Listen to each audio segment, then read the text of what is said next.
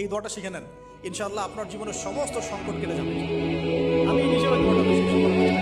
দোয়াটা হচ্ছে মুসা আলাইহিস সালাম একটা গাছের নিচে হেলান দিয়ে বসলেন, বসে দেখলেন দুজন মেয়ে দাঁড়িয়ে আছে দূরে, পানি খেতে পারছে না। দুজন পানি নিয়ে যাচ্ছে, ওরা দাঁড়িয়ে আছে বেচারি। মুসা আলাইহিস সালাম গিয়ে বললেন, কি সমস্যা বলো? তারা বলল যে আমাদের বাবা অনেক বৃদ্ধ মানুষ, আমরা পানি দিতে পারি না, যতক্ষণ না আমরা কম পানিতে চলে যাবে। মুসা আলাইহিস সালাম ওনারা ফিজিক্যালি কষ্ট হচ্ছিল, তাকে না বডি বিল্ডার সাথে গিয়ে কথা বলে, শোনো পানি দিতে দাও।